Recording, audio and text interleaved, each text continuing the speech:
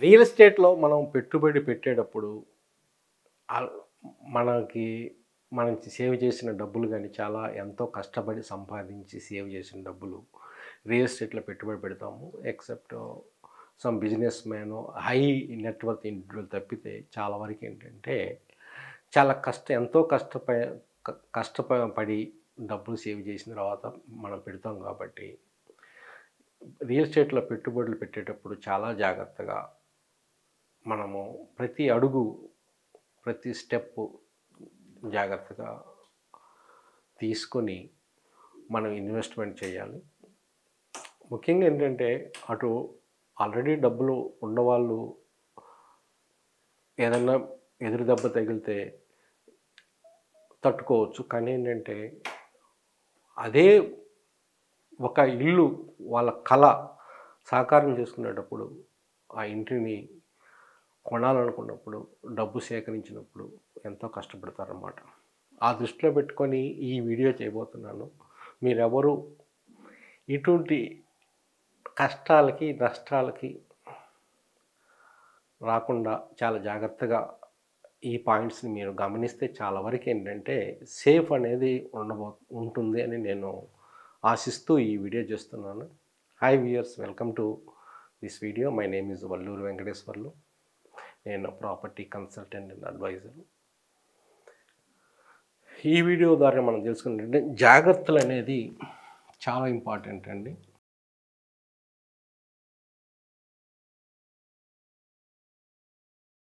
యాక్చువల్‌గా రియల్ ఎస్టేట్‌లో ఏంటంటే ఒక ఈ జాగ్రత్తను తీసుకుని ఇట్ ఈజ్ అన్‌ఆర్గనైజ్డ్ అనమాట. యాక్చువల్లీ ఈ సెక్టర్ అనేది చాలా అన్‌ఆర్గనైజ్డ్ సెక్టర్ అనమాట. ఎవరు పడితే వాళ్ళు ఈ ఫీల్డ్‌లోకి రావటము. అందుకంటే అన్ని రకాల మోసాలు గానీ, ట్రాన్స్‌పరెన్సీ లేకపోవటం గానీ, అకౌంటబిలిటీ లేకపోవటం అనేది ఈ సెక్టర్‌కి ఉంది. There is a lot of transformation, lot of accountability to be introduced అన్నమాట బై ది గవర్నమెంట్. ఏ విధంగా మోసాలు అనేది మనం తెలుసుకుంటే ఏంటంటే, ఈ మోసాలను నివారించడానికి అవకాశం ఉందన్నమాట. ముఖ్యంగా నంబర్ 1 మనం చూసుకుంటే ఏంటంటే, లొకేషన్ అనేది చాలా ఇంపార్టెంటు. మనం ఇన్వెస్ట్‌మెంట్ చేసేటప్పుడు ఏ లొకేషన్‌లో ఇన్వెస్ట్‌మెంట్ అనేది మనం ఎళ్లి చూసి లొకేషన్ అనేది చాలా కీలకం అనమాట యాక్చువల్లీ రియల్ ఎస్టేట్‌లో. అంటే ఆ లొకేషన్ ఎందుకు ఇంపార్టెంట్ అనేది మిగతా పాయింట్స్‌లో మనకు తెలుస్తుంది. ఆ ప్రాంతాన్ని ఇన్వెస్ట్‌మెంట్ కొన్ని ప్రాంతాలు same time, same amount different ప్లేసుల్లో ఇన్వెస్ట్‌మెంట్ చేసేటప్పుడు డిఫరెంట్ రిటర్న్ ఆన్ ఇన్వెస్ట్‌మెంట్ వస్తూ ఉంటాయి. కొంతమంది లాభాలు వస్తుంటాయి, కొంతమంది నష్టాలు వస్తుంటాయి. దానికి కారణం కూడా వన్ ఆఫ్ ది ఫ్యాక్టర్ అంటే లొకేషన్. లొకేషన్ చూజ్ చేసుకోవడంలో కూడా ఏంటంటే చాలా ఇంపార్టెంట్ అనమాట. అది చాలా డ్యూ డెలిజెన్స్‌గా తీసుకోవాలా లొకేషన్స్‌లో కూడా. ఆ లొకేషన్ ఎలా చూజ్ చేసుకునే విధంగా కూడా మనం ఇప్పుడు ఫర్దర్‌గా వీడియోలో మనం చూసుకుందాం ముఖ్యంగా. ఇంకోటి బడ్జెట్.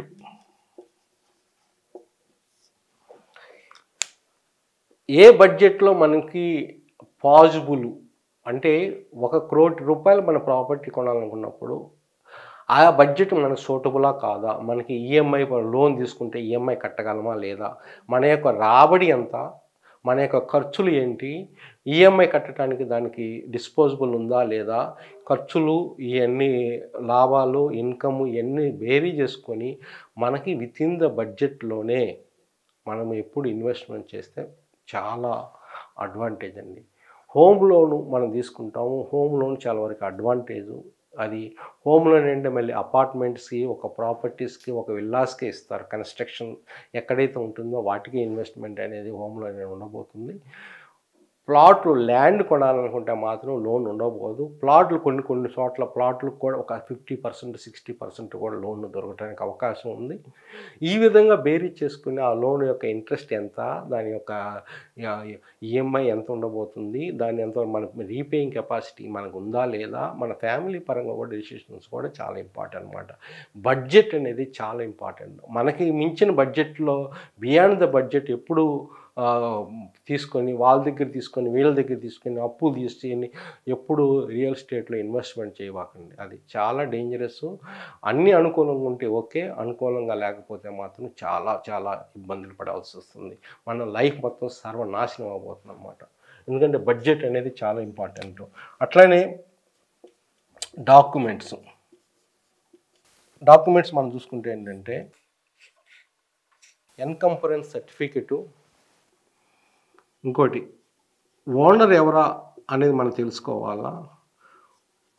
సేల్ డీడ్లో యాక్చువల్గా ఓనర్ ఎవరు, అది యాక్చువల్గా సేల్ డీడ్లో ఓనర్ మన దగ్గర డైరెక్ట్గా ఉండారా లేదా కాంటాక్ట్లో.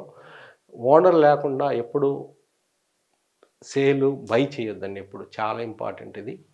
సేల్ డీడ్లో మనం కూలంకషంగా కాపీ తీసుకొని ఆ సేల్ కూడా ఏంటంటే ఏ విధంగా వచ్చింది అని తెలియటానికి లింక్ డాక్యుమెంట్స్ చాలా ఉపయోగపడతాయి అండి. లింక్ డాక్యుమెంట్ చాలా చాలా ఉపయోగం అన్నమాట.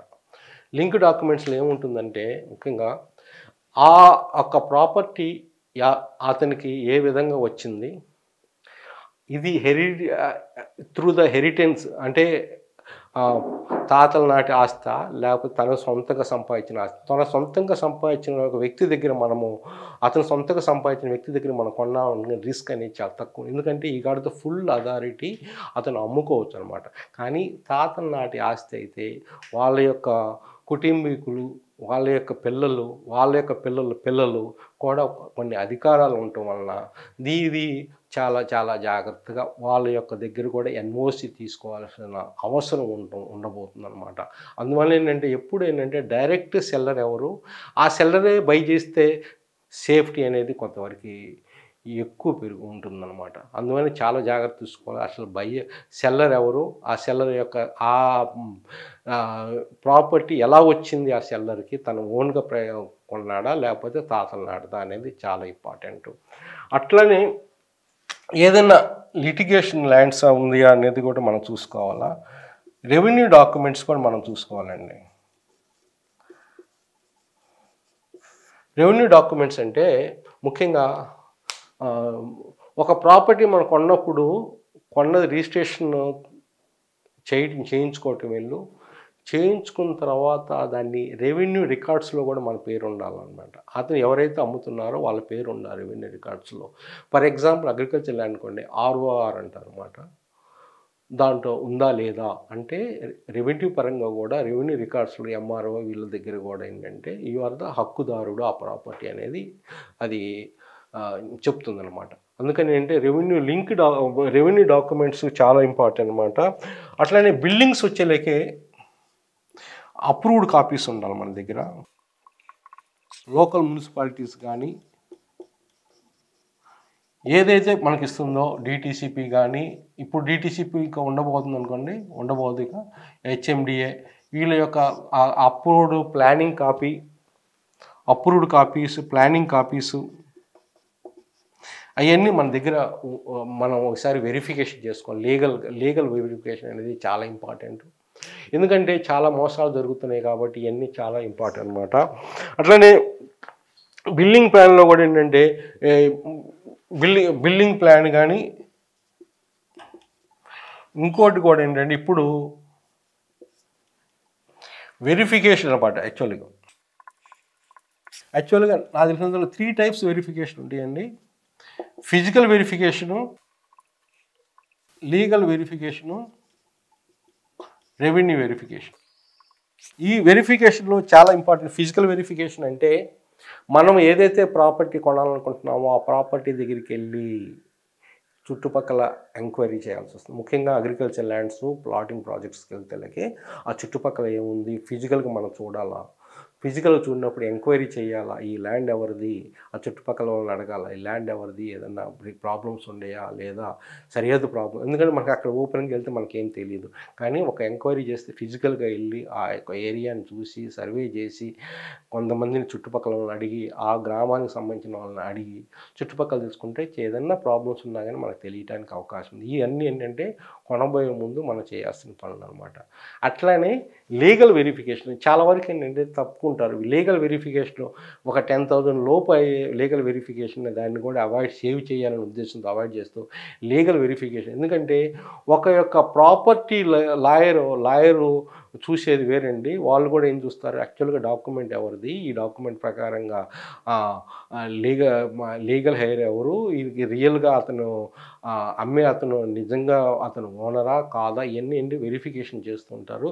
లింక్ డాక్యుమెంట్స్ కూడా అతనికి ఇస్తే లీగల్ వెరిఫికేషన్లో మొత్తం డేటా మొత్తం వాళ్ళు తీసి మొత్తం వెరిఫికేషన్ ఏదైనా ఎక్కడైనా కావాలంటే ఎన్ఓసి ఎవరి దగ్గర వాళ్ళ కుటుంబీకులకు సంబంధించిన మిగతా పీపుల్ దగ్గర నుంచి కూడా ఫ్యామిలీ మెంబర్స్ దగ్గర నుంచి ఎన్ఓసి కావాలంటే ఎన్ఓసి కావాలని చెప్తారు. అందుకే లీగల్ వెరిఫికేషన్ అనేది వన్ ఆఫ్ ది చాలా చాలా ఇంపార్టెంట్ అండి.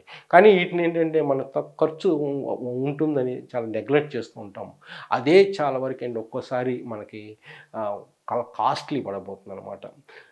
అట్లనే రెవెన్యూ వెరిఫికేషన్ కూడా ఏంటంటే ఇందాక చెప్పినట్టు కూడా కొన్ని డాక్యుమెంట్స్లో అతను రియల్గా మ్యూటేషన్ జరిగిందా, మ్యూటేషన్ అంటే రెవెన్యూ రికార్డ్స్లో అతని పేరు మీద ఉందా డాక్యుమెంట్, ఆ యొక్క ప్రాపర్టీ కరెక్ట్గా ఉందా లేదా, రిజిస్ట్రేషన్ ఆఫీస్కి వెళ్ళటం ఎంక్వైరీ చేసుకోవటం, అట్లనే ఎంఆర్ ఆఫీస్ అయితే ఎంఆర్ ఆఫీస్కి వెళ్ళటం, రిజిస్ట్రేషన్ ఆఫీస్కి వెళ్తాం. ఇవన్నీ ఏంటంటే నిజంగా మనకి ఏదైనా ప్రాబ్లమ్స్ ఉన్నాయా అనేది మనకు తెలుస్తుంది అనమాట. ఏదైనా లిటిగేషన్ ల్యాండ్ అని తెలుసుకోవాలి. మనకి లిటిగేషన్ ల్యాండ్స్ కానీ కోర్టు కేసులు కానీ ఇవన్నీ కూడా ఏంటంటే మనకి ఒక ఎంఆర్ ఆఫీస్లో కానీ రిజిస్ట్రేషన్ ఆఫీస్లో కానీ తెలుస్తుంది అనమాట. అంటే ముందుగానే మన డబ్బులు అడ్వాన్స్ ఇచ్చేసి వీటికి వెళ్ళకుండా ముందుగానే అడ్వాన్స్ ముందు ఇవన్నీ చేసుకున్నాం అనుకోండి, అవసరమైతే అడ్వాన్స్ పేమెంట్ కూడా మనకి సేఫ్లో ఉంటుంది అనమాట. ఎందుకంటే కొంతమంది చెప్పరు లిటిగేషన్ ప్రాబ్లం ఉందని. అట్లానే ప్రొహిబిటెడ్ కేసుల్లో ఉందా, ల్యాండ్ కొన్ని ల్యాండ్ ముఖ్యంగా ప్రొహిబిటెడ్ ఏరియాస్లో ఉంటాయి అనమాట. అసైన్ ల్యాండ్సా, గవర్నమెంట్ అసైన్ ల్యాండ్సా, ఇవన్నీ కూడా ఏంటంటే మనం వెరిఫికేషన్ చేసుకోవాల్సి వస్తుంది అనమాట. ఇవన్నీ చూసిన తర్వాతే ఒక ల్యాండ్ని మనము సేల్ ప్రాసెస్ అనేది అడ్వాన్స్ అనేది ఇవ్వాలన్నమాట. లేదా అంత ముందు వరకు మనం ఏది ఇవ్వకూడదు అనమాట. అట్లనే రియల్ ఎస్టేట్లో కూడా ఏంటంటే ముఖ్యంగా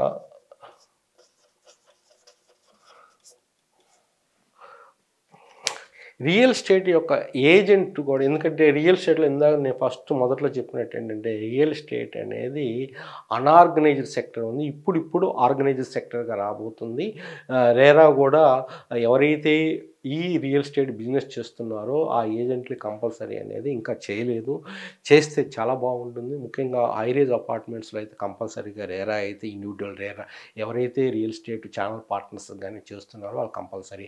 అట్లనే ఏ బిజినెస్ చేస్తున్నా కానీ రియల్ ఎస్టేట్లో అటు కమర్షియల్ చేస్తున్నా కానీ, అగ్రికల్చర్ ల్యాండ్ అమ్ముతున్నా కానీ, ప్లాట్స్ అమ్ముతున్నా కానీ, అపార్ట్మెంట్స్ అమ్ముతున్నా కానీ, ఏ విధమైన రియల్ ఎస్టేట్ యొక్క ట్రాన్సాక్షన్స్లో ఏ మిడిల్ పర్సన్స్ ఉంటే వాళ్ళకి కంపల్సరీగా రేరా అనేది ఉండే విధంగా గవర్నమెంట్ కూడా చర్యలు తీసుకుంటే చాలా బాగుంటుంది.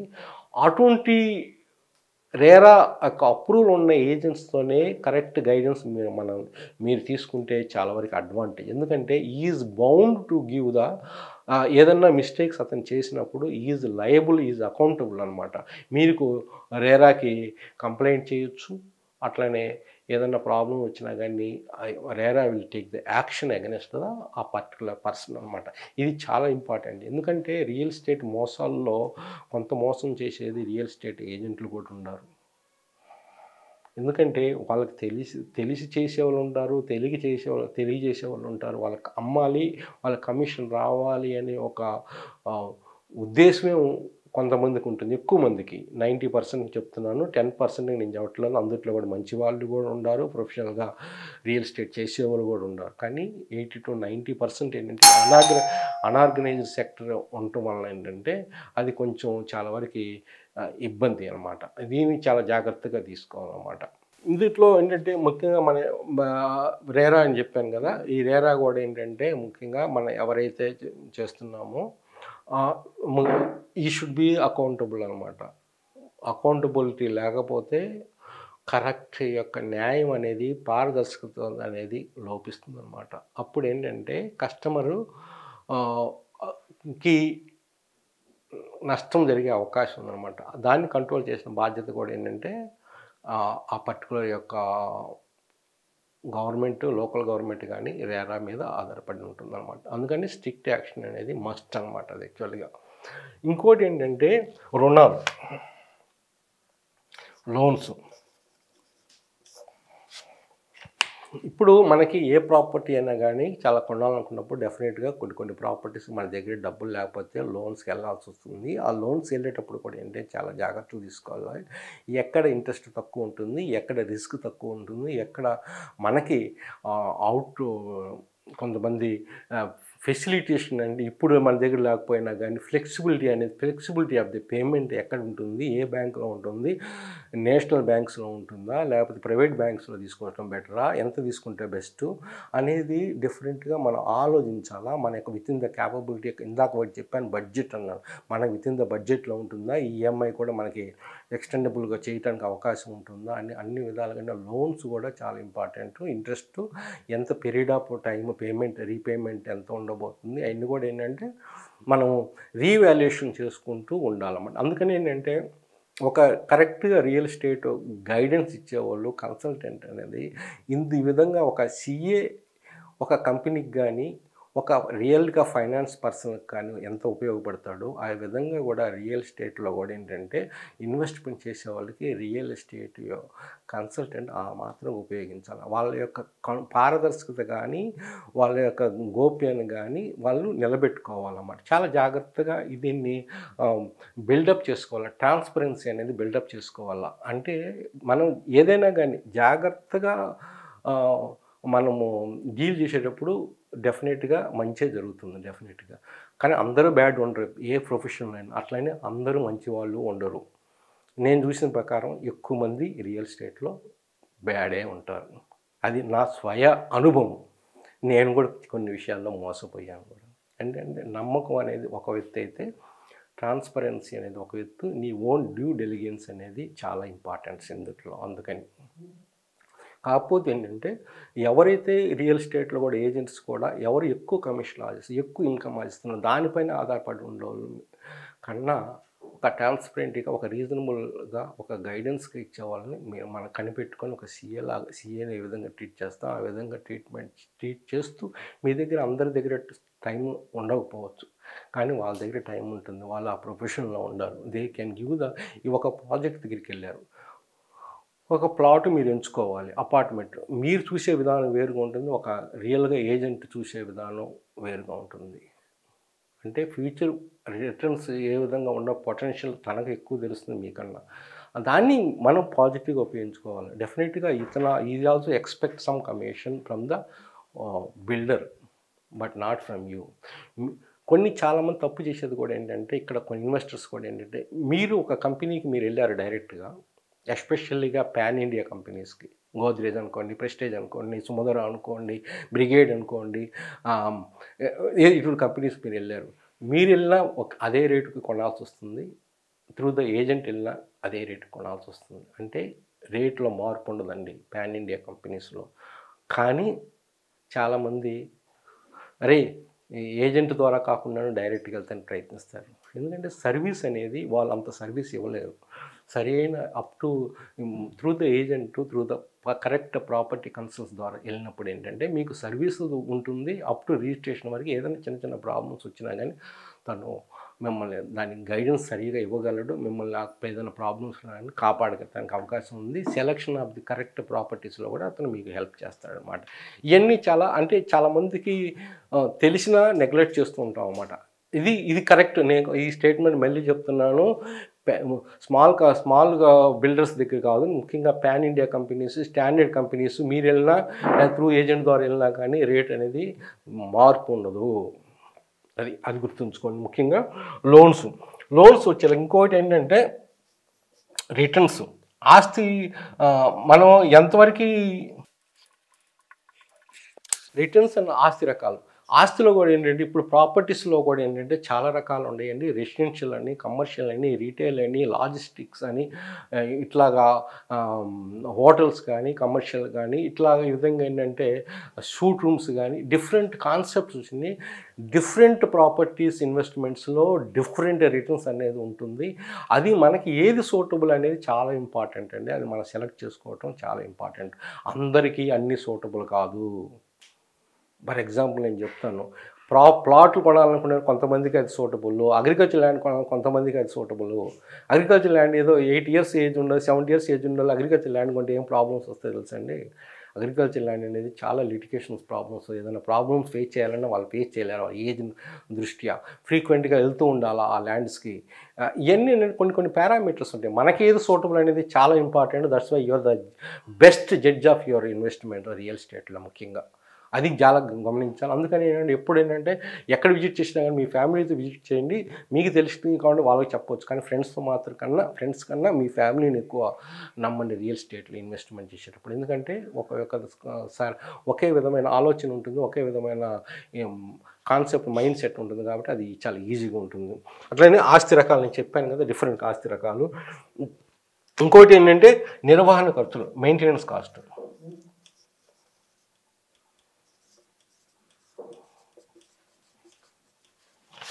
ఇప్పుడు ప్రాపర్టీస్ కొనటం ఒక ఎత్తు అయితే, ఆ ప్రాపర్టీస్ని మెయింటైన్ చేసుకోవటం, కాపాడుకోవటం చాలా ఇంపార్టెంట్ అండి. అటు అగ్రికల్చర్ ల్యాండ్ అనేది, అటు ప్లాట్ అయినా కానీ, ఇటు అపార్ట్మెంట్స్ అయినా మెయింటైన్ చేయటం చాలా ఇంపార్టెంట్. నేను ఎక్కడో ఎన్ఆర్ఐని విల్లా ఇక్కడ కొన్నాను, అద్దెకిస్తున్నాను, ఎవరు మెయింటైన్ చేస్తారండి? అవన్నీ చూసుకోవాలా.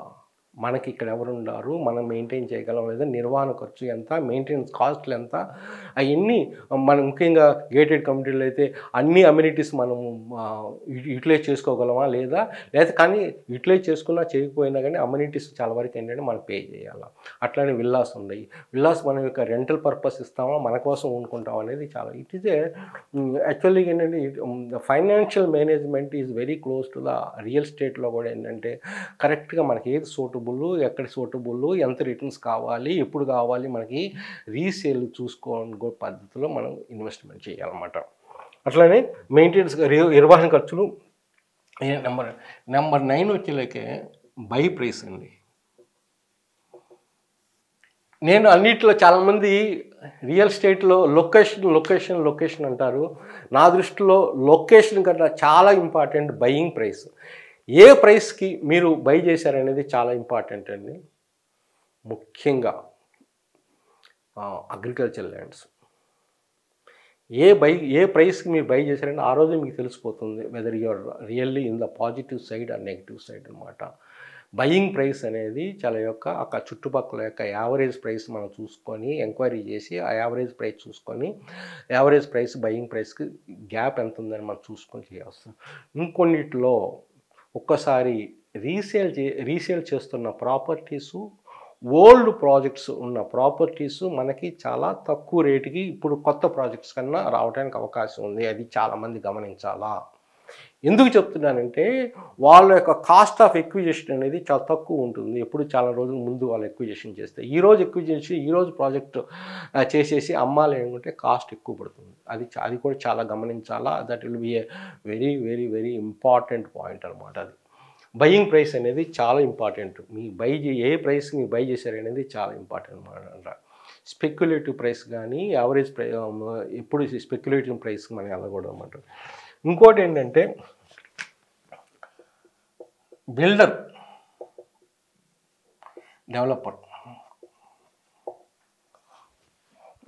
డెవలపర్ అనేది కూడా ఏంటంటే ఇది కూడా చాలా ఇంపార్టెంట్. మీరు ఏ బిల్డర్ దగ్గర మీరు ప్రాపర్టీ కొంటున్నారు, అపార్ట్మెంట్ కొంటున్నారు, ఏ డెవలపర్ దగ్గర మీరు ప్లాట్స్ కొంటున్నారు, వాళ్ళ యొక్క పూర్వత, వాళ్ళ పాస్ట్, వాళ్ళ ఎక్స్పీరియన్స్ ఏంటి, అంతకుముందు చేసిన ప్రాజెక్ట్స్ ఏంటి, అంతకుముందు చేసిన ప్రాజెక్ట్స్ అయితే రిటర్న్స్ ఏ విధంగా ఉన్నాయి. ఎందుకంటే నేను చూసింది ఏంటంటే రియల్ ఎస్టేట్లో బిల్డర్స్ కానీ డెవలపర్స్ వల్ల మోసపోయే వాళ్ళు చాలామంది ఎక్కువ జరుగుతుంది. ఎందుకంటే ఎంట్రీ పాయింట్ బిల్డర్స్ కానీ చాలా ఈజీగా అవుతుంది ఈ రోజుల్లో. వాళ్ళ దగ్గర పైసా డబ్బులు లేకుండా కూడా ప్రజల మనీతో వాళ్ళు వ్యాపారం చేస్తున్నారు.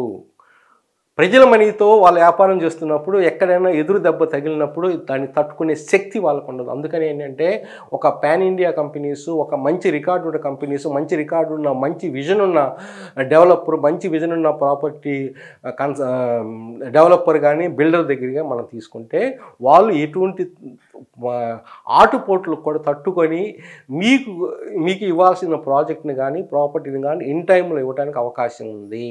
ఎందుకు చెప్తున్నానంటే చాలామంది నాకు తెలిసిన బోల్డ్ ఎంత ఉన్నారు, నేను కూడా ఒక విక్టిమ్ కూడా ఒక్కసారి. ఎందుకంటే చాలామంది ఏంటంటే ఈ రోజుల్లో ఒక అసైన్డ్ ల్యాండ్స్ తీసుకొని చెరువుల దగ్గర ల్యాండ్స్ తీసుకొని ఆ అసైన్ ల్యాండ్ గవర్నమెంట్ ల్యాండ్ కొంచెం కబ్జా చేసేసి లిటిగేషన్ ల్యాండ్స్ని తీసుకొని అవి ప్లాట్లు చేసి అమ్ముతున్నారు. ఫ్యూచర్లో ప్రాబ్లమ్స్ రావని ఇందుట్లో గ్యారంటీ లేదండి. మనం చూస్తున్నాము ఆల్రెడీ హైడ్రా ఏ విధంగా ఇంపాక్ట్ చేసిందో. ఎందుకంటే వాళ్ళ అసైన్ ల్యాండ్స్ అవ్వచ్చు, చెరువుల దగ్గర కబ్జా ల్యాండ్స్ లా ఉండొచ్చు, పబ్లిక్ గవర్నమెంట్ ల్యాండ్స్ అయి ఉండొచ్చు. అందుకని ఏంటంటే వాళ్ళు అసలు డెవలపర్ ఎవరు, బిల్డర్ ఎవరు అనేది చాలా ఇంపార్టెంట్. ఆ ఎండి ఎవరు, అతను ఏం చేస్తుంటాడు, లిటిగేషన్ ల్యాండ్స్ దగ్గర చేసే వాళ్ళ దగ్గరికి అసలు వెళ్ళొద్దండి నేను చూసింది. ఎందుకంటే వాళ్ళు పెద్ద పెద్ద లాయర్లను పెట్టుకుంటారు. మీరు నేను వాళ్ళని ఫేస్ చేయలేము. వాళ్ళకి ఎందుకంటే వాళ్ళకి కావాలా, వాళ్ళకి కాబట్టి ఎవరు ఒకరిద్దరు వాళ్ళని ఫేస్ చేయలేం. ఏదన్నా పూర్తిగా ప్రాబ్లం అయితే మనం చేయగలం. కానీ ఏంటంటే బెదిరించే టైపు రౌడిజం కూడా రియల్ ఎస్టేట్లో ఉంది ఈ రోజుకి కూడా. కానీ అన్నీ కనపడవు. కానీ ఏదైనా ఒక్కసారిగా ఏదైనా ప్రాబ్లం జరిగినప్పుడే అందరూ ప్రొటెస్ట్కి వచ్చినప్పుడు వాళ్ళు తట్టుకోలేరు, అప్పుడు బయటపడుతుంది. అంతేగాని ఇప్పుడు కూడా జరుగుతుంది. అందుకని అంటే గవర్నమెంట్ యొక్క పాలసీస్ కానీ రేరా పాలసీస్ కానీ చాలా స్ట్రిక్ట్ ఉచ్చపోసుకునే విధంగా ఉండాలి. ఏది డెవలపర్స్ యొక్క అంత స్ట్రిక్ట్గా రూల్స్ అండ్ రెగ్యులేషన్స్ అనేది ఫ్రేమ్ చేయాలి గవర్నమెంట్. అంటే కామన్ మ్యాన్కి కానీ మోసంగా చేయడానికి అవకాశం లేని విధంగా సిస్టమ్ అనేది తయారు చేసిన బాధ్యత ఎవరికి ఉందండి? గవర్నమెంట్ మీద ఉంది. అది చాలా చాలా ఇంపార్టెంట్ అండి. ఇంకోటి రీసేల్. ఎప్పుడు మన ప్రాపర్టీని కొనేటప్పుడు ఏంటంటే మెయింటెనెన్స్, రీసేలు మెయింటెనెన్స్. ఇప్పుడు రీసేల్ పరంగా కూడా మనం కొంటాం. ఎందుకంటే ఇప్పుడు ఈరోజు ప్రాపర్టీ కొంటాం, అట్లా వదిలేసే 4-5 సంవత్సరాలు అవసరం అయింది మనం ప్రాపర్టీని అమ్మాలి. రీసేల్ని దృష్టిలో పెట్టుకొని కూడా ప్రాపర్టీస్ని మనం కొనాలి. మంచి బిల్డరు, మంచి పాన్ ఇండియా కంపెనీతో ఉన్నప్పుడు, మంచి అమ్యూనిటీస్తో ఉన్న కంపెనీస్లో మనం ఇన్వెస్ట్మెంట్ చేస్తే ఏంటంటే ఆల్రెడీ వాళ్ళు మెయింటైన్ చేస్తూ ఉంటారు ఇయర్లీ. అప్పుడు ఏంటంటే ప్రాజెక్ట్ ఎప్పుడు కొత్తగానే కనిపిస్తుంది. ప్లాటింగ్ ప్రాజెక్ట్స్ అయితే అట్లానే అమ్యూనిటీస్ కూడా మెయింటైన్ చేస్తూ ఉంటారు కాబట్టి even they may charge little. కానీ రీసేల్ అనేది చాలా ఈజీగా ఉండబోతుంది. రోడ్స్ మెయింటైన్ చేయబోతుంటారు, అట్లానే అపార్ట్మెంట్స్ అయితే అపార్ట్మెంట్స్ మెయింటైన్ చేయబోతుంటారు. రీసేల్ దృష్టిలో పెట్టుకొని, మెయింటెనెన్స్ దృష్టిలో పెట్టుకొని మనము కూడా ఒక డెసిషన్, ఇన్వెస్ట్మెంట్ డెసిషన్ అనేది మనము ఇంపార్టెంట్ తీసుకోవాలండి. అది చాలా చాలా ఇంపార్టెంటు.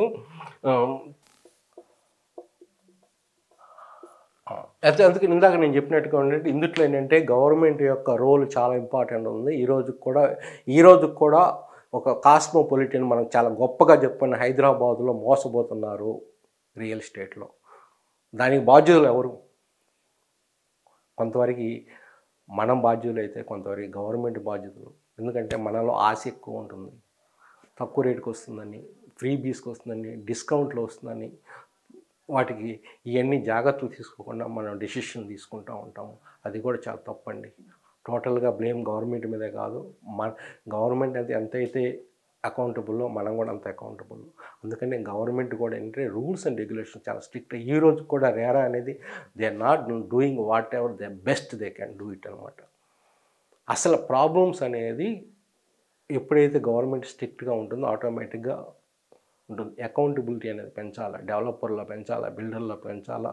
అట్లానే రియల్ ఎస్టేట్ ఏజెంట్ కన్సల్టెన్సీలో కూడా అకౌంటబిలిటీ, ట్రాన్స్పరెన్సీ అనేది తీసుకురావాలి. థ్యాంక్ యూ వెరీ మచ్ అండి.